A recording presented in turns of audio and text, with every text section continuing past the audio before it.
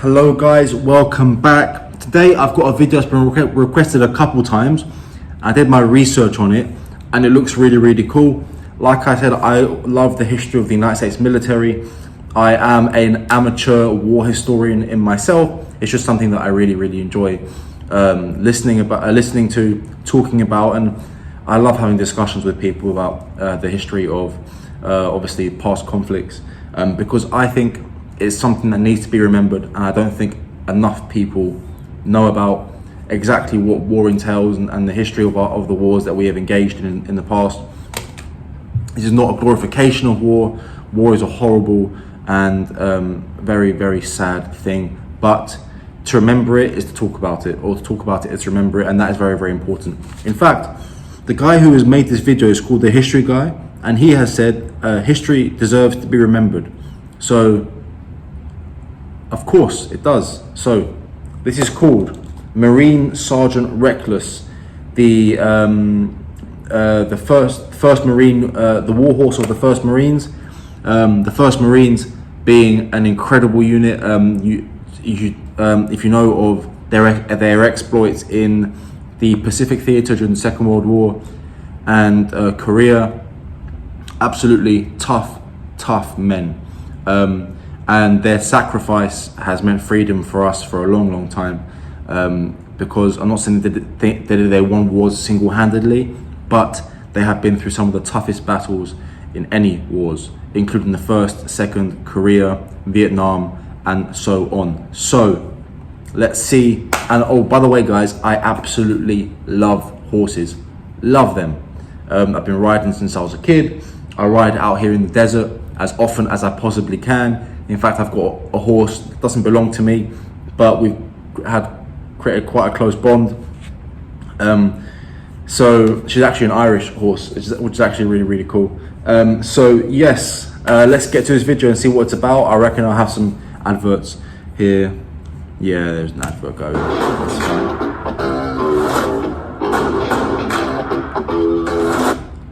In October 1952, Marine First Lieutenant Eric Peterson purchased a former racehorse, a mare called Ah Chim Hai, or Morning Flame, from a stable boy at a racetrack in Seoul, Korea, for the sum of $250. Okay.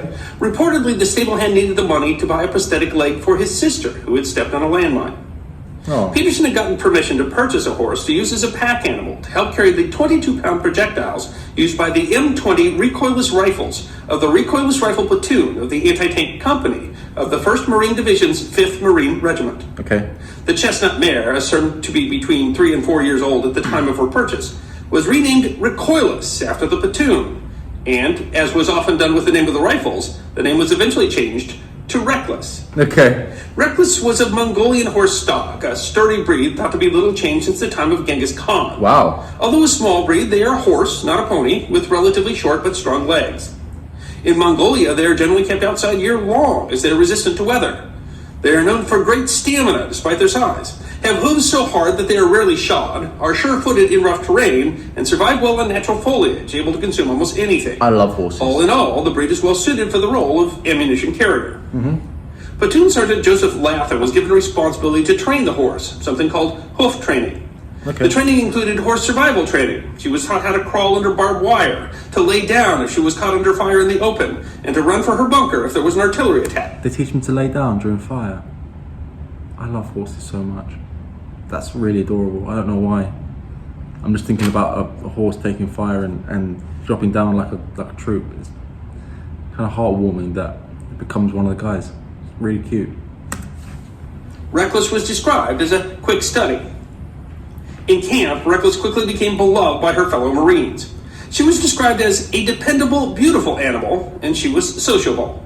I bet. If it was a cold night, she was known to sneak into the Marines' tents and sleep alongside them. She became renowned for her appetite and ability to eat almost anything. She liked drinking Coca-Cola as well as beer. She enjoyed scrambled eggs and candy. Beer for my horses. Especially chocolate. She was given a special red and gold silk blanket, which she ate. She once interrupted a poker game by eating some $30 in poker chips.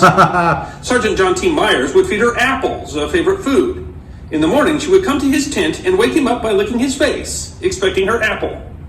The Marine Corps was known for making a chocolate pudding that was so terrible that none of the Marines would eat it. Except, of course, Sergeant Reckless, although it was said to give her diarrhea. The M20 recoilless rifle is a 75mm American weapon that was used in the latter part of the Second World War and throughout the Korean War. Okay.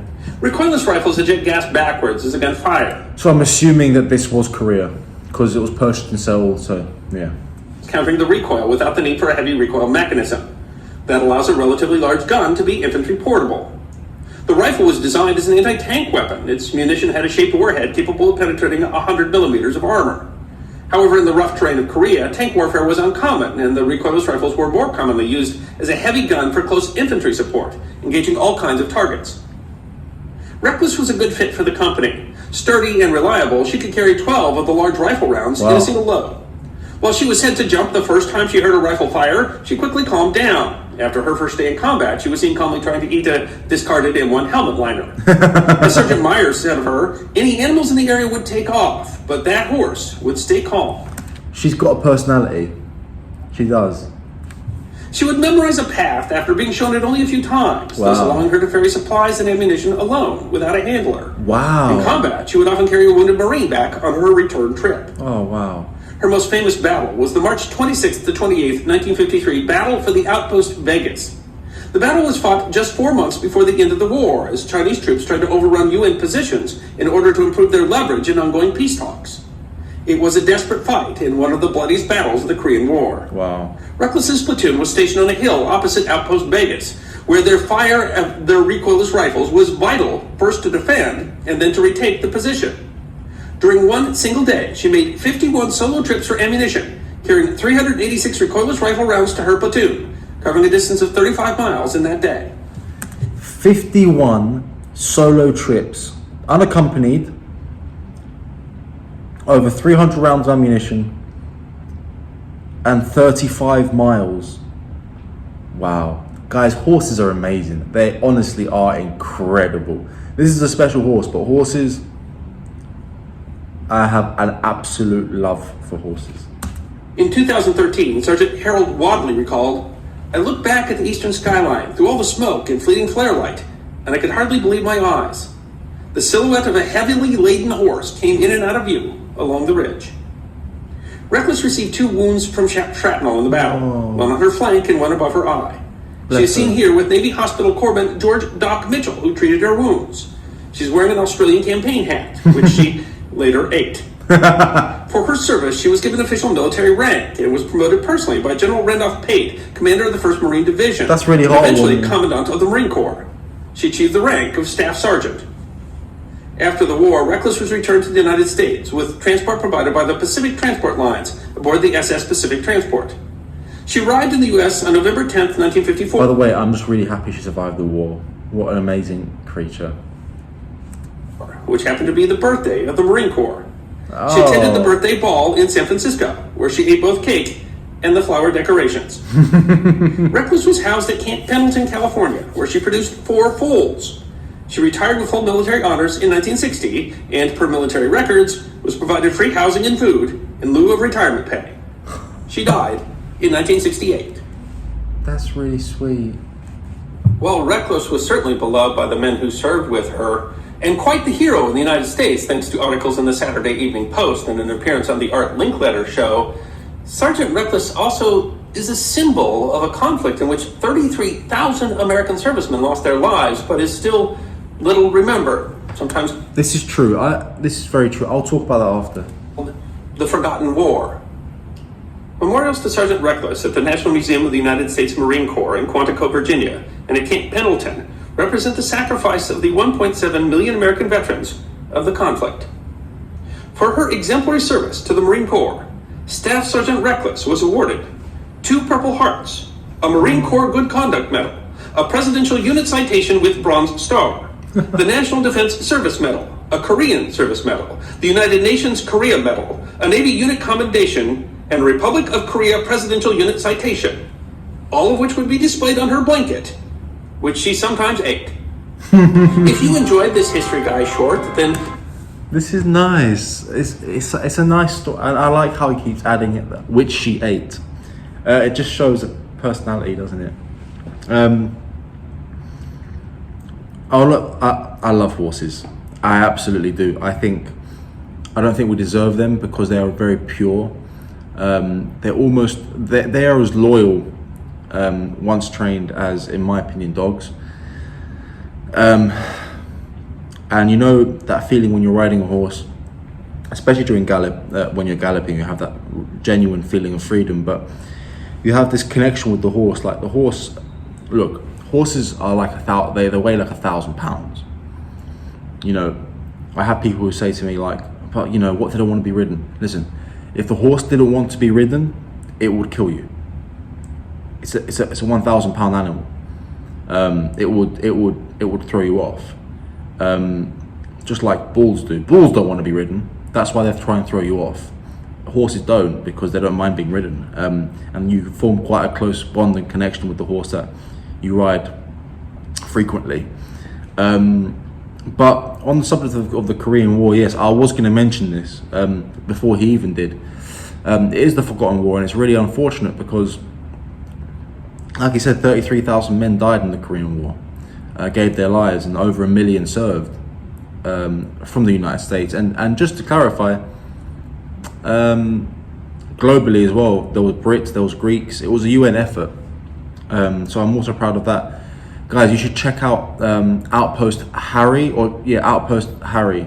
It's a really good story. Anyway, it's a forgotten war. It's really sad that it is forgotten because many good men lost their lives in the Korean War, and it was for a good cause.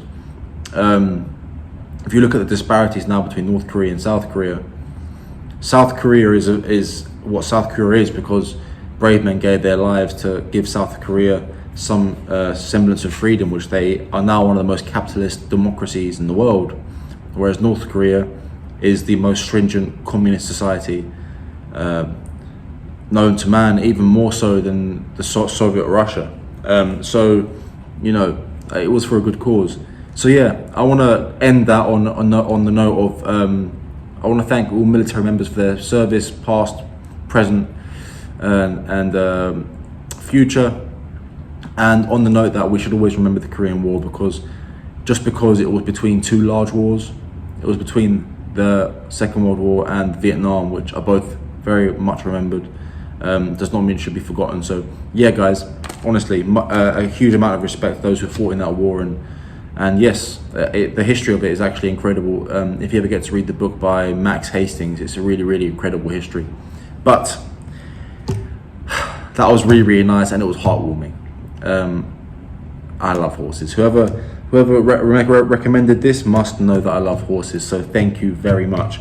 And I will leave you on that note, and I want to say thank you for your continued support, and thank you for any donations that you are giving to the channel, and thank you for your subscription and your like. And if you haven't subscribed already, take this opportunity and just hit that button. It's just one press of your finger or your mouse pad if you're watching on the laptop, which I doubt you are.